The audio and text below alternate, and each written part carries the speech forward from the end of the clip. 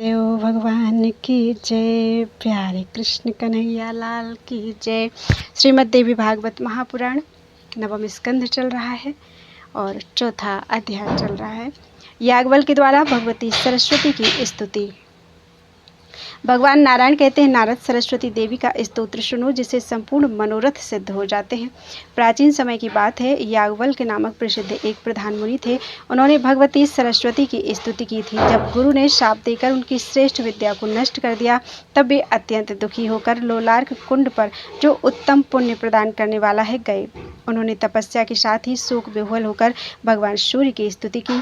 तब शक्तिशाली सूर्य ने याज्ञवल्क्य को वेद और वेदांग का अध्ययन कराया। साथ ही कहा, मुनि, तुम स्मरण शक्ति प्राप्त करने के लिए भक्ति पूर्वक भगवती सरस्वती की स्तुति करो। इस प्रकार कहकर दीन जनों पर दया करने वाले सूर्य अंतर्धान हो गए। तब याज्ञवल्क्य मुनि ने स्नान किया और नम्रता के कारण सिर झुकाकर वे भक्ति पूर्वक स्तुति करने लगे। याज्ञवल्क्य बोले, जगन माता, मुझ पर कृपा करो, मैं बड़ा निस्तेज हो गया हूँ। गुरु के शाप से मेरी स्मरण शक्ति नष्ट हो गई है। मैं विद्या से वंचित हो बैठा हूँ। मुझे दुख सता रहा है। तो मुझे ज्ञान, स्मृति, शिष्यों को समझाने की शक्ति, विद्या तथा ग्रंथ रचना करने की कुशलता देने के साथ ही अपना उत्तम एवं सुप्रतिष्ठित शिष्य बना लो। माता, तुम्हारी कृपा से मैं प्रतिभाशाली बनकर सज्जनों की सभा में जाऊं और वहां विचार करने में मुझे उत्तम क्षमता प्राप्त हो सके। दुर्भाग्यवश मेरा जो संपूर्ण ज्ञान नष्ट हो गया है, वह मुझे पुनः प्राप्त हो जाए। जिस प्रकार देवता धूल में छिपे हुए बीज को समयानुसार अंकुरित कर देते हैं, वैसे ही तुम भी मेरे लुप्त ज्ञान को पुनः प्रकाशित कर दो। तुम ब्रह्म स्वरूपा, परमा ज्योति रूपा, सनातनी, संपूर्ण विद्याओं की अधिष्ठात्री एवं भगवती सरस्वती हो। तुम्हें बार बार प्रणाम है। विसर्ग, बिंदु एवं मात्रा तीनों में जो अधिष्ठान रूप से विद्यमान है, उसकी भी अधिष्ठात्री भगवती नीति को बारंबार नमस्कार है। वे देवी व्याख्या स्वरूपिणी हैं तथा व्याख्या की अधिष्ठात्री भी वे ही हैं, जिनके बिना सुप्रसिद्ध गणक भी संख्या के परिगणन में सफलता नहीं प्राप्त कर सकते। उन काल संख्या स्वरूपनी भगवती को बारंबार नमस्कार है। जो ब्रह्म सिद्धांत रूपा तथा स्मृति शक्ति, ज्ञान शक्ति और बुद्धि स्वरूपा हैं, उन देवी को बार बार प्रणाम है। जो प्रतिभा शक्ति और कल्पना शक्ति हैं, उनको बार बार प्रणाम है। एक बार सनत कुमार ने ब्रह्मा जी से ज्ञान पूछा था। उस समय ब्रह्मा जी भी मूक जैसे हो गए थे। वे ब्रह्म सिद्धांत के विषय में कुछ भी नहीं कह सके। तब उस समय स्वयं भगवान श्री कृष्ण वहाँ पधारे। उन्होंने आते ही कहा, प्रजापते, तुम भगवती सरस्वती को इष्ट देवता मानकर उनकी स्तुति करो। परम प्रभु श्री कृष्ण की आज्ञा पाकर ब्रह्मा ने तुरंत सरस्वती जी की स्तुति आरंभ कर दी। फिर तो देवी की कृपा से उत्तम सिद्धांत के विवेचन में वे सफलीभूत हो गए। ऐसे ही एक समय की बात है, पृथ्वी ने महाभाग अनंत से ज्ञान का रहस्य पूछा था। शेष की भी मूकवत स्थिति हो गई। वे सिद्धांत नहीं बता सके। उनके हृदय में घबराहट उत्पन्न हो गई। तब कश्यप के आज्ञानुसार उन्होंने सरस्वती की स्तुति की। इससे वे ऐसे सुयोग्य बन गए कि उनके मुख से भ्रम को दूर करने वाले निर्मल सिद्धांत का विशद विवेचन हो सका। जब व्यास ने वाल्मीकि से पुराण सूत्र के विषय में प्रश्न किया, तब वे चुप हो गए। ऐसी स्थिति में वाल्मीकि ने भगवती जगदम्बा को स्मरण किया। तब भगवती ने उन्हें वर दिया, जिनके प्रभाव से मुनिवर वाल्मीकि सिद्धांत का प्रतिपादन कर सके। उस समय उन्हें भ्रम रूपी अंधकार को मिटाने वाला प्रकाशमान ज्योति के सदृश निर्मल ज्ञान प्राप्त हो गया।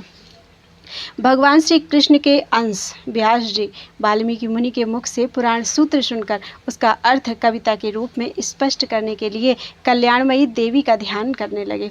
पुष्कर क्षेत्र में रहकर 100 वर्षों तक उपासना की माता तब तुमसे वर पाकर व्यास जी कविश्वर बन सके। उसी समय उन्होंने वेदों का विभाजन तथा पुराणों की रचना की। जब देवराज इंद्र ने भगवान शंकर से तत्वज्ञान के विषय में प्रश्न किया, तब क्षण भर भगवती का ध्यान करके वे उन्हें ज्ञानोपदेश करने लगे। फिर इंद्र ने बृहस्पति से शब्द शास्त्र के विषय में पूछा। जगदम्बे, उस समय बृहस्पति पुष्कर क्षेत्र में जाकर देवताओं के वर्ष से 1000 वर्ष तक तुम्हारे ध्यान में संलग्न रहे। इतने वर्षों के बाद तुमने उन्हें वर प्रदान किया, तब वे इंद्र को शब्द शास्त्र और उसका अर्थ समझा सके।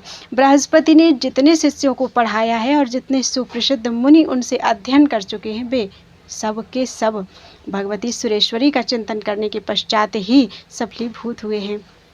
माता, वह देवी तुम ही हो। मुनीश्वर, मनु और मानव सभी तुम्हारी पूजा और स्तुति कर चुके हैं। ब्रह्मा, विष्णु, शिव, देवता और दानवेश्वर प्रभृति सब ने तुम्हारी उपासना की है। जब 1000 मुख वाले शेष जी, 5 मुख वाले शंकर जी तथा 4 मुख वाले ब्रह्मा जी तुम्हारा यशोगान करने में जड़बत हो गए, तो 1 मुख वाला मैं मानव तुम्हारी स्तुति कर ही कैसे सकता हूँ। नारद इस प्रकार स्तुति करके मुनिवर याज्ञवल्क्य जी भगवती सरस्वती को प्रणाम करने लगे। उस समय भक्ति के कारण उनका कंधा झुक गया था। उनकी आंखों से जल की धाराएं निरंतर गिर रही थी। इतने में ज्योति स्वरूपा महामाया का दर्शन उन्हें प्राप्त हुआ। देवी ने उनसे कहा, मुने, तुम सुप्रख्यात कवि हो जाओ। यूं कहकर भगवती महामाया बैकुंठ पधार गईं। जो पुरुष याज्ञवल्क्य के रचित इस सरस्वती स्तोत्र को पढ़ता है, उसे कवींद्र पद की प्राप्ति हो जाती है। भाषण करने में वह बृहस्पति की तुलना कर सकता है। कोई महान मूर्ख अथवा दुर्बुद्धि ही क्यों न हो, यदि वह 1 वर्ष तक नियम पूर्वक इस स्तोत्र का पाठ करता है, तो वह निश्चय ही पंडित, परम बुद्धिमान एवं सुकवि हो जाता है। बोलो सरस्वती मैया की जय। प्यारे कृष्ण कन्हैया की जय। 5वां अध्याय। विष्णु पत्नी लक्ष्मी, सरस्वती एवं गंगा का परस्पर शापवश भारतवर्ष में पधारना।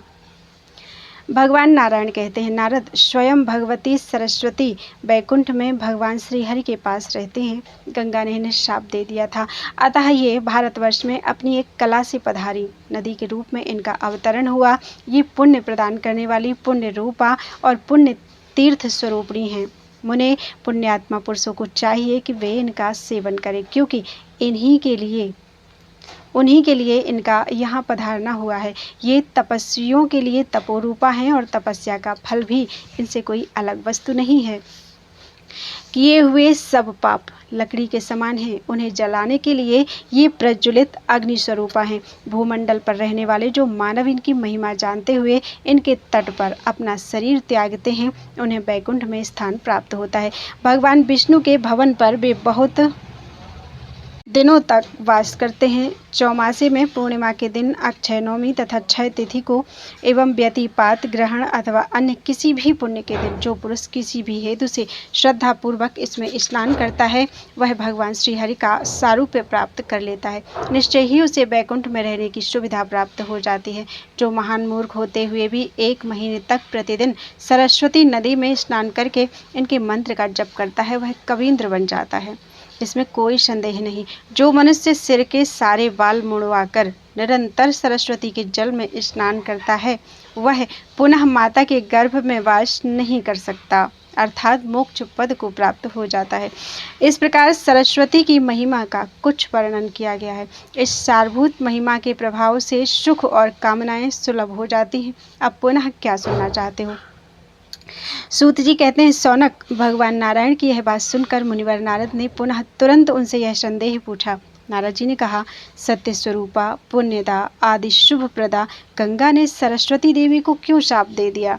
इन दोनों तेजस्विनी देवियों के विवाद का कारण अवश्य ही कानों को सुख देने वाला होगा। आप इसे बताने की कृपा कीजिए। भगवान नारायण कहते हैं, नारद, यह प्राचीन कथा मैं तुमसे कहता हूँ, सुनो। लक्ष्मी, सरस्वती और गंगा, ये तीनों ही भगवान श्रीहरि की भार्या हैं। एक बार सरस्वती को यह संदेह हो गया कि श्रीहरि मेरी अपेक्षा गंगा से अधिक प्रेम करते हैं। तब उन्होंने श्रीहरि को कुछ कड़े शब्द कहे। फिर वे गंगा पर क्रोध करके कठोर बर्ताव करने लगी। तब शांत स्वरूपा क्षमामयी लक्ष्मी ने उन्हें रोक दिया। इस पर सरस्वती ने लक्ष्मी को गंगा का पक्ष करने वाली मानकर आवेश में शाप दे दिया, तुम निश्चय ही वृक्ष रूपा और नदी रूपा हो जाओगी। लक्ष्मी ने सरस्वती के इस शाप को सुन लिया, परंतु स्वयं बदले में सरस्वती को शाप देना तो दूर रहा, उनके मन में तनिक सा भी क्रोध उत्पन्न नहीं हुआ। वे वहीं शांत बैठी रहीं और सरस्वती के हाथ को अपने हाथ से पकड़ लिया, पर गंगा से यह नहीं देखा गया। उन्होंने सरस्वती को शाप दिया, कहा, बहन लक्ष्मी, जो तुम्हें शाप दे चुकी है वह सरस्वती भी नदी रूपा हो जाए, यह नीचे मृत्युलोक में चली जाए जहाँ सब पापी जन निवास करते हैं। नारद गंगा की यह बात सुनकर सरस्वती ने उन्हें शाप दे दिया कि तुम्हें भी धरातल पर जाना होगा और तुम पापियों के पाप को अंगीकार करोगी। इतने में भगवान श्रीहरि वहां आ गए। उस समय 4 भुजा वाले वे प्रभु अपने 4 पार्षदों से सुशोभित थे। उन्होंने सरस्वती का हाथ पकड़कर उन्हें अपने समीप प्रेम से बैठा लिया। तत्पश्चात वे सर्वज्ञानी श्रीहरि प्राचीन अखिल ज्ञान का रहस्य समझाने लगे।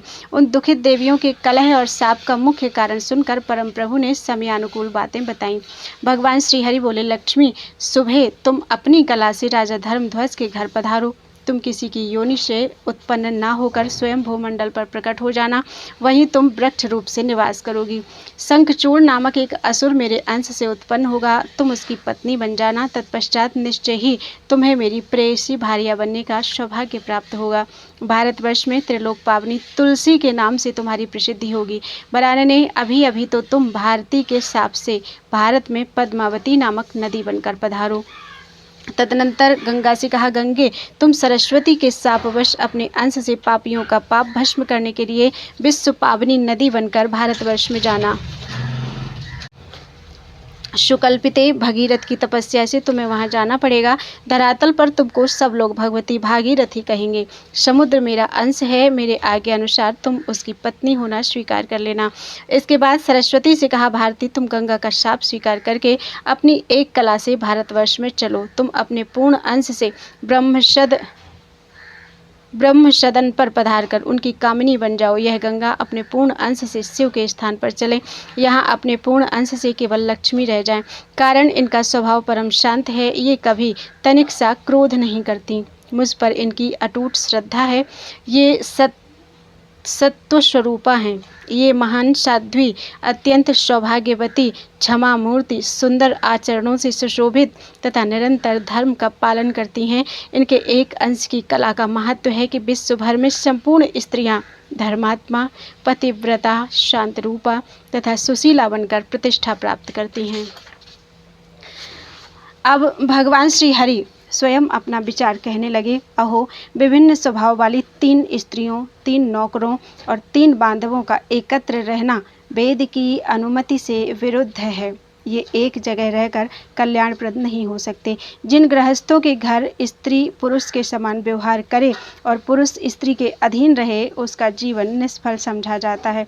उसके प्रत्येक पग पर अशुभ है। जिसकी स्त्री मुख दुष्टा, योनि दुष्टा और कलह प्रिया हो, उसके लिए तो जंगल ही घर से बढ़कर सुखदायी है। कारण वहाँ उसे जल, स्थल और फल तो मिल ही जाते हैं। ये फल, जल आदि जंगल में निरंतर सुलभ रहते हैं, घर पर नहीं मिल सकते। अग्नि के पास रहना ठीक है, अथवा हिंसक जंतुओं के निकट रहने पर भी सुख मिल सकता है, किंतु दुष्टा स्त्री के निकट रहने वाले पुरुष को अवश्य ही महान क्लेश भोगना पड़ता है। वरानने, पुरुषों के लिए व्याधि ज्वाला अथवा विष ज्वाला को ठीक बताया जा सकता है, किंतु दुष्ट स्त्रियों के मुख की ज्वाला मृत्यु से भी अधिक कष्टप्रद होती है। इसलिए स्त्री के वश में रहने वाले पुरुषों की शुद्धि शरीर के भस्म हो जाने पर भी हो जाए, यह अनिश्चित है। स्त्री के वश में रहने वाला व्यक्ति दिन में जो कुछ कर्म करता है, उसके फल का वह भागी नहीं हो पाता। इस लोक में और परलोक में सब जगह उसकी निंदा होती है। जो यश और कीर्ति से रहित है, उसे जीते हुए भी मुर्दा समझना चाहिए। एक भार्या वाले को ही चैन नहीं, फिर जिसके अनेक स्त्रियां हों, उसके लिए तो सुख की कल्पना ही असंभव है। अतएव गंगे, तुम शिव के पास जाओ और सरस्वती, तुम्हें ब्रह्मा के स्थान पर चले जाना चाहिए। यहाँ मेरे भवन पर केवल सुशीला लक्ष्मी जी ही रह जाएं, क्योंकि परम साध्वी, उत्तम आचरण करने वाली एवं पतिव्रता स्त्री का स्वामी इस लोक में स्वर्ग का सुख भोगता है और परलोक में उसके लिए कैवल्य पद सुरक्षित है। जिसकी पत्नी पतिव्रता है, वह परम पवित्र, सुखी और मुक्त समझा जाता है। अध्याय 6 पूरा हुआ। अगला अध्याय, भगवान के मुखारविंद से भक्तों के महत्व और लक्षणों का विशद वर्णन। भगवान नारायण कहते हैं, नारद इस प्रकार कहकर भगवान श्रीहरि चुप हो गए। तब गंगा और लक्ष्मी तथा सरस्वती तीनों देवियां परस्पर एक दूसरे का आलिंगन करके रोने लगी। शोक और भय ने उनके शरीरों को कपा दिया था। उनकी आंखों से आंसू गिर रहे थे। उन सबको एकमात्र भगवान ही शरण्य दृष्टिगोचर हुए। अतः वे क्रमशः उनसे प्रार्थना करने लगी। सरस्वती ने कहा, नाथ, मुझ दुष्टा को साप से बचाइए, अन्यथा मैं आजीवन चिंता में डूबी रहूंगी। भला आप जैसे महान सच्चरित्र स्वामी के परित्याग कर देने पर ये स्त्रियां कैसे जीवित रह सकती हैं? प्रभु, मैं भारतवर्ष में योग साधन करके इस शरीर का त्याग कर दूंगी, यह निश्चित है। गंगा बोली, जगत प्रभु, आप किस अपराध से मुझे त्याग रहे हैं? मैं जीवित नहीं रह सकूंगी। लक्ष्मी ने कहा, नाथ, आप सत्य स्वरूप हैं। बड़े आश्चर्य की बात है, आपको कैसे क्षोभ हो गया? आप इन दोनों पत्नियों को प्रसन्न कीजिए, कारण सच्चरित्र पति के लिए क्षमा ही परम धर्म है। मैं सरस्वती का शाप स्वीकार करके अपनी एक कला से भारतवर्ष में जाऊंगी, परंतु प्रभु, मुझे कितने समय तक वहां रहना होगा और मैं पुनः कब आपके चरणों के दर्शन प्राप्त कर सकूंगी?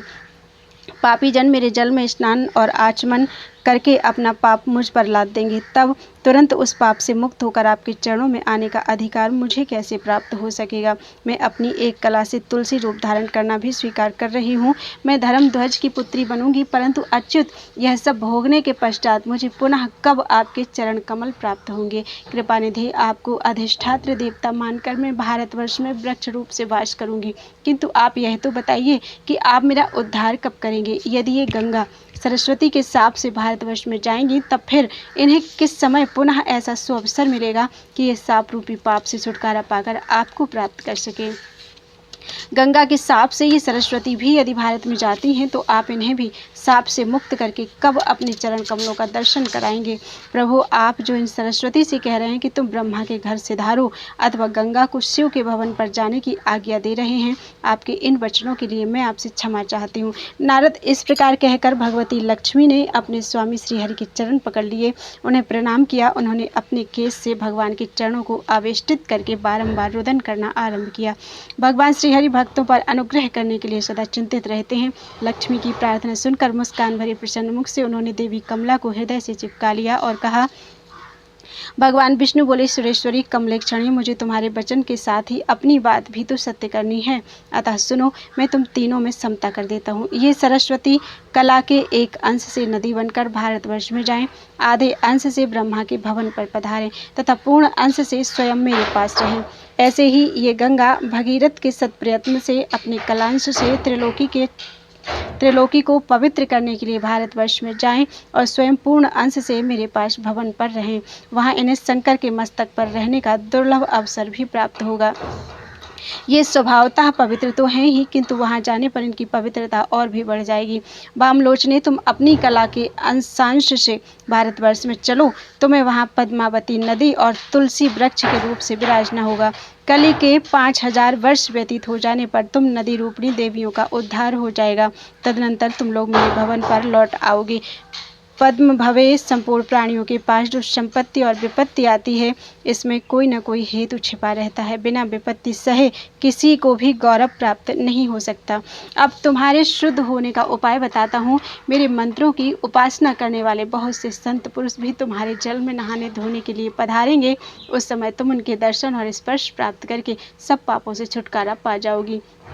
सुंदरी, इतना ही नहीं, किंतु भूमंडल पर जितने असंख्य तीर्थ हैं, वे सभी मेरे भक्तों के दर्शन और स्पर्श पाकर परम पावन बन जाएंगे।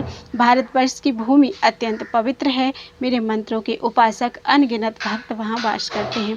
प्राणियों को पवित्र करना और तारना ही उनका प्रधान उद्देश्य है। मेरे भक्त जहाँ रहते हैं और अपने पैर धोते हैं, वह स्थान महातीर्थ एवं परम पवित्र बन जाता है, यह बिल्कुल निश्चित है। घोर पापी भी मेरे भक्त के दर्शन और स्पर्श के प्रभाव से पवित्र होकर जीवन मुक्त हो सकता है। नास्तिक व्यक्ति भी मेरे भक्त के दर्शन और स्पर्श से पवित्र हो सकता है। जो कमर में तलवार बांधकर द्वारपाल की हैसियत से जीविका चलाते हैं, मुनीमी मात्र जिनकी जीविका का साधन है, जो इधर उधर चिट्ठी पत्री पहुंचाकर अपना भरण पोषण करते हैं तथा गांव-गांव घूमकर भीख मांगना ही जिनका व्यवसाय है एवं जो बैलों को जोतते हैं, ऐसे ब्राह्मण को अधम कहा जाता है। किंतु मेरे भक्त के दर्शन और स्पर्श उन्हें भी पवित्र कर देते हैं। विश्वासघाती, मित्रघाती, झूठी गवाही देने वाले तथा धरोहर हड़पने वाले नीच व्यक्ति भी मेरे भक्तों के दर्शन और स्पर्श से शुद्ध हो सकते हैं। मेरे भक्त के दर्शन एवं स्पर्श में ऐसी अद्भुत शक्ति है कि उसके प्रभाव से महापातकी व्यक्ति तक पवित्र हो सकता है। सुंदरी, पिता, माता, स्त्री, छोटा भाई, पुत्र, पुत्री, बहन, गुरुकुल, नेत्रहीन, बांधव, सास, ससुर, जो पुरुष इनके भरण पोषण की व्यवस्था नहीं करता, उसे महान पातकी कहते हैं। किंतु मेरे भक्तों के दर्शन और स्पर्श करने से वह भी शुद्ध हो जाता है। पीपल के वृक्ष को काटने वाले मेरे भक्तों के निंदक तथा नीच ब्राह्मण को भी मेरे भक्त का दर्शन और स्पर्श पवित्र बना देता है। घोर पातकी मनुष्य भी मेरे भक्तों के दर्शन और स्पर्श से पवित्र हो सकते हैं। श्री महालक्ष्मी ने कहा, भक्तों पर कृपा करने के लिए आतुर रहने वाले प्रभु, अब आप उन अपने भक्तों के लक्षण बतलाइए जिनके दर्शन और स्पर्श से हरि भक्तिहीन, अत्यंत अहंकारी, अपने मुंह अपनी बड़ाई करने वाले धूर्त, सठ एवं साधु निंदक, अत्यंत अधम मानव तक तुरंत पवित्र हो जाते हैं तथा जिनके नहाने धोने से संपूर्ण तीर्थों में पवित्रता आ जाती है, जिनके चरणों की धूलि से तथा चरणोदक से पृथ्वी का कल्मश दूर हो जाता है तथा जिनका दर्शन एवं स्पर्श करने के लिए भारतवर्ष में लोग लालायित रहते हैं, क्योंकि विष्णु भक्त पुरुषों का समागम संपूर्ण प्राणियों के लिए परम लाभदायक है। जलमय तीर्थ तीर्थ नहीं है और ना मृणमय एवं प्रस्तरमय देवता ही देवता हैं, क्योंकि वे समयानुसार ही आश्रित जनों को पवित्र करते हैं। अहो, साक्षात देवता तो विष्णु भक्तों को मानना चाहिए, जिनके प्रभाव से तुरंत पवित्रता प्राप्त हो जाती है। सूत जी कहते हैं, सौनक, महालक्ष्मी की बात सुनकर उनके आराध्य स्वामी भगवान श्री हरि का मुखमंडल मुस्कान से भर गया। फिर वे अत्यंत गूढ़ एवं श्रेष्ठ रहस्य कहने के लिए प्रस्तुत हो गए। श्री भगवान बोले, लक्ष्मी, भक्तों के लक्षण श्रुति एवं पुराणों में छिपे हुए हैं। इन पुण्यमय लक्षणों में पापों का नाश करने, सुख देने तथा भुक्ति मुक्ति प्रदान करने की समुचित शक्ति है। ये तत्व स्वरूप लक्षण परम गोप्य हैं। दुष्ट व्यक्तियों के समाज में इनकी चर्चा नहीं होनी चाहिए। तुम शुद्ध स्वरूपा एवं मुझे प्राणों के समान प्रिय हो, अतः तुमसे कहता हूँ, सुनो। जिसको सदगुरु के मुख से विष्णु का मंत्र प्राप्त होता है और जो सब कुछ छोड़कर केवल मुझको ही सर्वस्व मानता है, उसी को वेद, पुण्यात्मा एवं श्रेष्ठ मनुष्य बतलाते हैं। ऐसे व्यक्ति के जन्म लेने मात्र से पूर्व के 100 पुरुष, चाहे वे स्वर्ग में हों अथवा नरक में, तुरंत मुक्ति के अधिकारी हो जाते हैं। यदि उन पूर्वजों में से किन्हीं का कहीं जन्म हो गया है तो उन्होंने जिस योनि में जन्म लिया है वहीं उनमें जीवन मुक्तता आ जाती है और समयानुसार वे परम धाम में चले जाते हैं। मुझ में भक्ति रखने वाला मानव मेरे गुणों से संपन्न होकर मुक्त हो जाता है। उसकी वृत्ति ही मेरे गुण का अनुसरण करने लगती है। वह सदा मेरी कथा वार्ता में लगा रहता है। मेरा गुणानुवाद सुनने मात्र से वह आनंद में तन्मय हो उठता है। उसका शरीर पुलकित हो जाता है और वाणी गदगद हो जाती है। उसकी आंखों में आंसू भर आते हैं और वह अपनी सुध बुध खो बैठता है।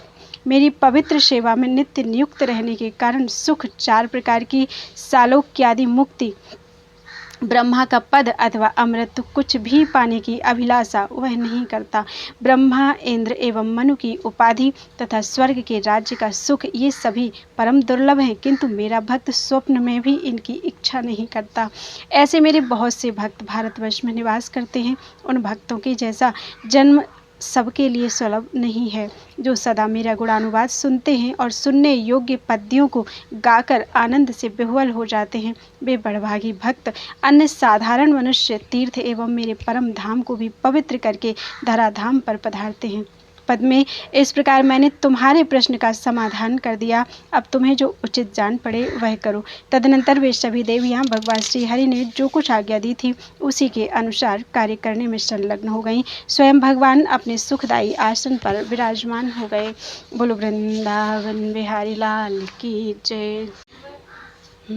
कलयुग के भावी चरित्र का, कालमान का तथा गोलोक की श्री कृष्ण लीला का वर्णन। भगवान नारायण कहते हैं, नारद, तदनंतर सरस्वती अपनी एक कला से तो पुण्य क्षेत्र भारतवर्ष में पधारी तथा पूर्ण अंश से उन्हें भगवान श्री हरि के निकट रहने का सौभाग्य प्राप्त हुआ। भारत में पधारने से भारती, ब्रह्मा की प्रेम भाजन होने से ब्राह्मी तथा वचन की अधिष्ठात्री होने से वे वाणी नाम से विख्यात हुई।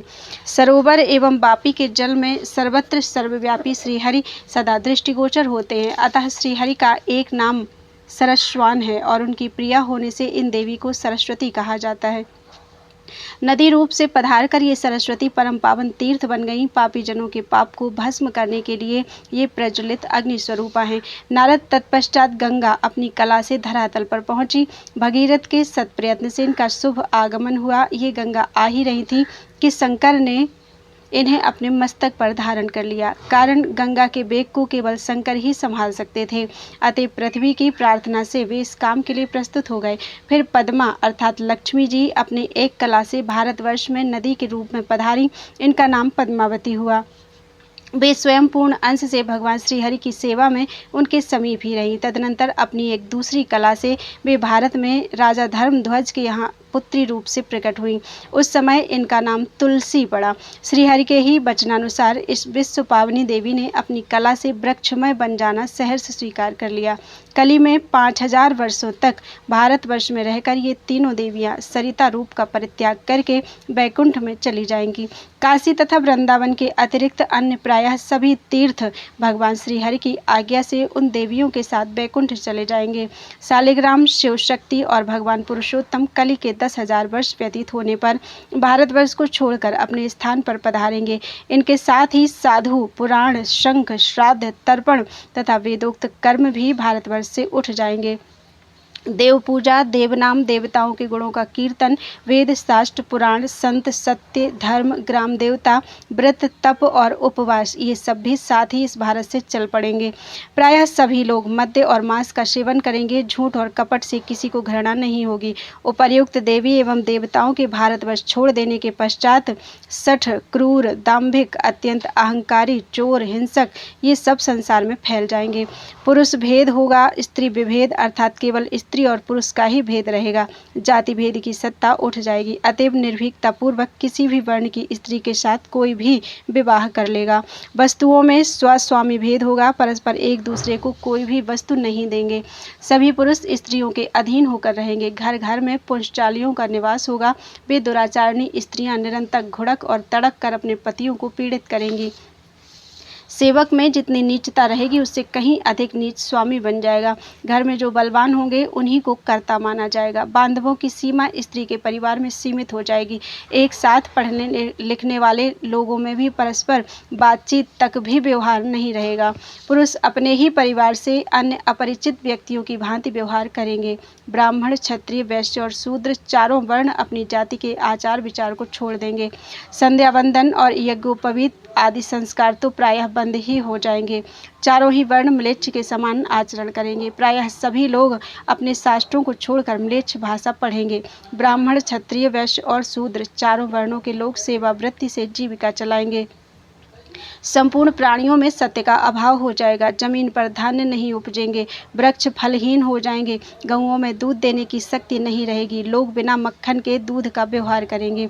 स्त्री और पुरुष में प्रेम का अभाव होगा। गृहस्थ असत्य भाषण करेंगे। राजाओं का तेज अस्तित्व समाप्त हो जाएगा। प्रजा भयानक करके भार से अत्यंत कष्ट पाएगी। चारों वर्णों में धर्म और पुण्य का नितांत अभाव हो जाएगा। लाखों में कोई एक भी पुण्यवान नहीं हो सकेगा।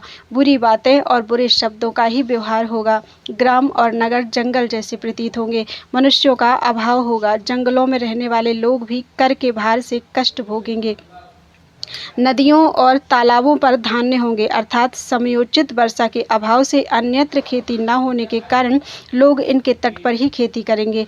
कलयुग में संभ्रांत कुल के पुरुषों की अवनति होगी। नारद कली के मनुष्य अश्लील भाषी, धूर्त, सठ और असत्यवादी होंगे। भली भांति जोते बोए हुए खेत भी धान्य देने में असमर्थ रहेंगे। नीच वर्ण वाले धनी होने के कारण श्रेष्ठ माने जाएंगे। देव भक्तों में नास्तिकता आ जाएगी। नगर निवासी हिंसक, निर्दयी तथा मनुष्य घाती होंगे। कली में प्रायः स्त्री और पुरुष रोगी थोड़ी उम्र वाले और युवा अवस्था में सिर रहित होंगे। 16 वर्ष में ही उनके सिर के बाल पक जाएंगे। 20 वर्ष में उन्हें बुढ़ापा घेर लेगा। 8 ही वर्ष में स्त्रियां रजस्वला होकर गर्भ धारण करने लगेंगी। कलयुग में भगवान नाम बेचा जाएगा, मिथ्या दान होगा। मनुष्य अपनी कीर्ति बढ़ाने के लिए दान देकर स्वयं पुनः उसे वापस ले लेंगे। देववृत्ति, ब्राह्मण वृत्ति अथवा गुरुकुल वृत्ति, चाहे वह अपनी दी हुई हो अथवा दूसरे की, कलि के मानव उसे छीन लेंगे। कलयुग में मनुष्य को अगम्यागमन में कोई हिचक नहीं रहेगी। कलयुग में स्त्रियों और पतियों का निर्णय नहीं हो सकेगा, अर्थात सभी स्त्री पुरुषों में अवैध व्यवहार होंगे। प्रजा किन्हीं ग्रामों और धनों पर अपना पूर्ण अधिकार नहीं प्राप्त कर सकेगी। प्रायः सब लोग अप्रिय वचन बोलेंगे, सभी चोर और लंपट होंगे, सभी एक दूसरे की हिंसा करने वाले एवं नरघाती होंगे। ब्राह्मण, क्षत्रिय और वैश्य सबके वंशजों में पाप प्रवेश कर जाएगा। सभी लोग लाख, लोहा, रस और नमक का व्यापार करेंगे। पंचयज्ञ करने में द्विजों की प्रवृत्ति नहीं होगी। यज्ञोपवीत पहनना उनके लिए भार हो जाएगा। वे संध्या बंधन और शौच से विहीन रहेंगे। पुंसचली सूद से जीविका चलाने वाली तथा कुटनी स्त्री रजस्वला रहती हुई भी ब्राह्मणों के घर भोजन बनाएगी। अन्नों में, स्त्रियों में और आश्रमवासी मनुष्यों में कोई नियम नहीं रहेगा। घोर कली में प्रायः सभी म्लेच्छ हो जाएंगे। इस प्रकार जब सम्यक प्रकार से कलयुग आ जाएगा तब सारी पृथ्वी म्लेच्छों से भर जाएगी। तब विष्णु यशा नामक ब्राह्मण के घर उनके पुत्र रूप से भगवान कल की प्रकट होंगे। सुप्रसिद्ध पराक्रमी ये कल की भगवान नारायण के अंश हैं। ये एक बहुत ऊंचे घोड़े पर चढ़कर अपनी विशाल तलवार से म्लेच्छों का विनाश करेंगे और 3 रात में ही पृथ्वी को म्लेच्छ शून्य कर देंगे। यों वसुधा को म्लेच्छ रहित करके वे स्वयं अंतर्धान हो जाएंगे। तब एक बार पृथ्वी पर अराजकता फैल जाएगी। डाकू सर्वत्र लूटपाट मचाने लगेंगे। तदनंतर मोटे धार से असीम जल बरसने लगेगा।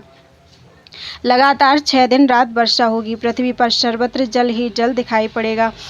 पृथ्वी, प्राणी, वृक्ष और ग्रह से शून्य हो जाएगी। मुने, इसके बाद 12 सूर्य एक साथ उदय होंगे, जिनके प्रचंड तेज से पृथ्वी सूख जाएगी। यूं होने पर दुर्धर्ष कलयुग समाप्त हो जाएगा। तब तप और सत्य से संपन्न धर्म का पूर्ण रूप से प्राकट्य होगा। उस समय तपस्वियों, धर्मात्माओं और वेदज्ञ ब्राह्मणों से पुनः पृथ्वी शोभा पाएगी। घर घर में स्त्रियां पतिव्रता और धर्मात्मा होंगी। धर्म प्राण, न्यायपरायण क्षत्रियों के हाथ में राज्य का प्रबंध होगा।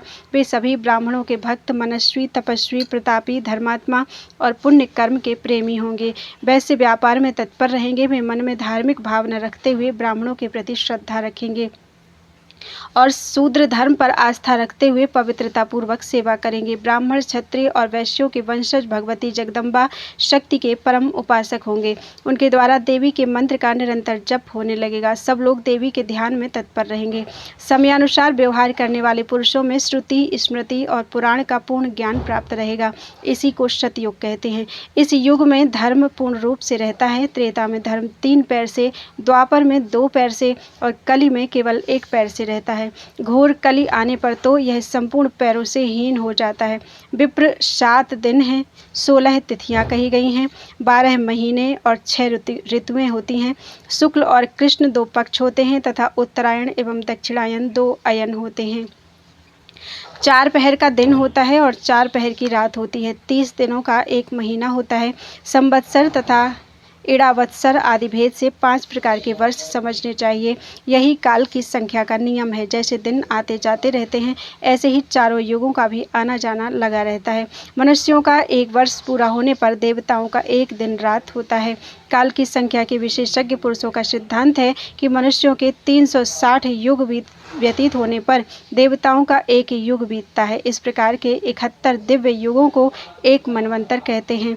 एक इंद्र 1 मनवंतर पर्यंत रहते हैं। यूँ 28 मनवंतर बीत जाने पर ब्रह्मा का 1 दिन रात होता है। इस मान से 108 वर्ष व्यतीत होने पर ब्रह्मा की आयु पूरी हो जाती है। इसी को प्राकृत लय समझना चाहिए। उस समय पृथ्वी नहीं दिखाई पड़ती। पृथ्वी सहित संपूर्ण ब्रह्मांड जल में लीन हो जाते हैं। ब्रह्मा, विष्णु, शिव और ऋषि आदि सभी सच्चिदानंद ब्रह्म में प्रवेश कर जाते हैं। उस ब्रह्म में ही प्रकृति भी लीन हो जाती है। प्रकृति पुरुष एक हो जाते हैं। मुने इसी को प्राकृत प्रलय कहते हैं। इस प्रकार प्राकृत प्रलय हो जाने पर ब्रह्मा की आयु समाप्त हो जाती है। मुनिवर, इतने सुदीर्घ काल को भगवती जगदम्बा का 1 निमेष कहते हैं। इस प्रकार देवी के एक निमेष में संपूर्ण विश्व और अखिल ब्रह्मांड नष्ट हो जाते हैं। फिर भगवती के निमेष मात्र में ही सृष्टि के क्रम से अनेक ब्रह्मांड बन जाते हैं। यूं सृष्टि और प्रलय होते रहते हैं। कितने कल्प गए और आए, इनकी संख्या कौन जान सकता है। नारद सृष्टियों, प्रलयों, ब्रह्मांडों और ब्रह्मांड में रहने वाले ब्रह्मादि प्रधान प्रबंधकों की संख्या का परिज्ञान भला किस पुरुष को हो सकता है। संपूर्ण ब्रह्मांडों के जो एकमात्र ईश्वर हैं, उन्हें परमात्मा कहा जाता है। उनका विग्रह सत्य, चित्त और आनंदमय है। ब्रह्मा प्रभृति देवता, महाविराट और स्वल्प विराट सभी उन परम प्रभु परमात्मा के अंश हैं। उन परमात्मा को ही पराशक्ति कहा जाता है। वही अर्धनारीश्वर श्री कृष्ण के रूप में प्रकट हैं। ये स्वयं दो रूपों में विभक्त हो जाते हैं, एक द्विभुज और दूसरे चतुर्भुज। चतुर्भुज श्री हरि बैकुंठ में विराजने लगते हैं और स्वयं द्विभुज श्री कृष्ण का गोलोक में निवास होता है। ब्रह्मा से लेकर तृण पर्यंत सबको प्राकृतिक कहना चाहिए। ये सभी नश्वर हैं, क्योंकि प्रकृति से उत्पन्न हुई सभी वस्तुओं का क्षय अवश्यंभावी है। इस प्रकार सृष्टि के कारणभूत परब्रह्म परमात्मा नित्य, सत्य, सनातन, स्वतंत्र, निर्गुण और प्रकृति से परे हैं। उनकी ना कोई लौकिक उपाधि है और ना कोई भौतिक आकार। भक्तों पर अनुग्रह करने के लिए वे सदा प्रस्तुत रहते हैं। उन्हीं की कृपा से ज्ञानी बने हुए कमल योनि ब्रह्मा के द्वारा ब्रह्मांड की रचना होती है। शिव को मृत्युंजय और सर्वशत्रुविद कहा जाता है। ये सर्वेश एवं महान तपस्वी हैं।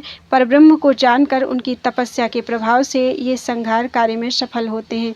उन पर ब्रह्म के प्रति श्रद्धा रखने और उनकी सेवा करने के प्रभाव से ही जगत पालक श्रीमान विष्णु महान विभूति से संपन्न, सर्वज्ञानी, सर्वदर्शी, सर्वव्यापी, सबके रक्षक, संपूर्ण शक्ति प्रदान करने में समर्थ तथा सर्वेश्वर हुए हैं। प्रकृति को सर्वशक्ति स्वरूपिणी महामाया और सर्वेश्वरी कहा जाता है। वे ही भगवती प्रकृति सच्चिदानंद स्वरूपिणी कहलाती हैं। उन्हें जानकर भक्तिपूर्वक तपस्या एवं सेवा करने से देव माता सावित्री वेदों की अधिष्ठात्र देवता हुई हैं। उन वेद ज्ञान संपन्ना देवी की ब्राह्मण सदा पूजा करते हैं। उन सच्चिदानंद स्वरूपिणी भगवती प्रकृति की सेवा का ही प्रभाव है कि सरस्वती को समस्त विद्या की अधिष्ठात्री माना जाता है। अखिल विद्वान उनकी उपासना करते हैं। इन मूल प्रकृति को जानकर तथा इनकी सेवा करके एवं तपस्या से ही लक्ष्मी सर्व पूजित हुई हैं। उन्हीं की उपासिका होने से दुर्गा को सब लोग पूजते हैं और वे सर्वेश्वरी सबकी कामनाएं पूर्ण कर देती हैं। श्री राधा भगवान श्री कृष्ण के वाम भाग में शोभा पाती हैं तथा उन सर्वज्ञान संपन्ना देवी में सबके कष्ट शांत करने की योग्यता है। उन्हें भगवान श्री कृष्ण के प्राण की अधिष्ठात्र देवता माना जाता है। राधा श्री कृष्ण स्वरूपा ही हैं। इसी से राधा श्री कृष्ण को प्राणों से भी अधिक प्यारी हैं एवं इसी से उन्हें सबसे अधिक सुंदर रूप, सौभाग्य और मान सम्मान प्राप्त है। इसी से श्री राधा ने श्री कृष्ण की पत्नी बनकर उनके वक्ष स्थल पर रहने का सौभाग्य प्राप्त किया है। भगवती राधा ने शतशृंग पर्वत पर जाकर तपस्या की थी। उस तपस्या का उद्देश्य यह था कि भगवान श्री कृष्ण मेरे पति हों। फिर तो तुरंत भगवान श्री कृष्ण सामने प्रकट हो गए। चंद्रमा की कला के समान शोभा पाने वाली राधा को देखकर भगवान श्री कृष्ण ने उन्हें अपने हृदय से चिपका लिया और प्रेम के उद्रेक से उनकी आंखें आंसू बहाने लगीं। उन्होंने राधा को यह उत्तम वर दिया। उन्होंने राधा से कहा, प्रियतमे, तुम सदा मेरे वक्ष स्थल पर विराजमान हो। मेरे प्रति तुम्हारा शाश्वत प्रेम है। सौभाग्य, प्रतिष्ठा, प्रेम और गौरव तुम्हारे नित्य संगी होंगे। तुम मेरे पास ज्येष्ठ, श्रेष्ठ तथा संपूर्ण स्त्रियों की अपेक्षा अधिक प्रेम भाजन बनकर रहोगी। तुम परम आदरणीय एवं गौरव संपन्न देवी हो। प्राणबल्ल हुए मैं तुम्हारा ही हो गया हूँ और सदा तुम्हारी ही इच्छा के अनुकूल व्यवहार करूँगा। इस प्रकार परम सुंदरी राधा को वरदान देकर भगवान श्री कृष्ण ने उन्हें अपनी नित्य प्राण प्रिया बना लिया। श्री राधा का अन्य किसी से कोई भी संपर्क नहीं है। मुने ऐसे ही अन्य भी जिन देवियों ने भगवती मूल प्रकृति की सेवा की है, वे उसके फलस्वरूप सुपूजित हुई हैं। मुने भगवती दुर्गा ने हिमालय पर्वत पर तपस्या की है। वे मूल प्रकृति भगवती जगदम्बा के चरणों का सदा ध्यान करती रहीं, अतएव सबकी परम आराध्या बन गई। सरस्वती ने गंधमादन पर्वत पर रहकर तप किया है। इसी से ये सर्ववंद्या बन सकी। लक्ष्मी को पुष्कर क्षेत्र में तपस्या करने के बाद संपूर्ण संपत्ति प्रदान करने की योग्यता प्राप्त हुई। सावित्री ने मलयगिरी पर आराधना की, अतः लोग इनकी वंदना एवं पूजा करते हैं। नारद इस प्रकार देवता, मुनि, मानव, राजा तथा ब्राह्मण प्रायः सभी महानुभावों ने आदि देवी की आराधना करके जगत में प्रतिष्ठा प्राप्त की है, अब तुम और क्या सुनना चाहते हो। बोलो वृंदावन बिहारी लाल की जय।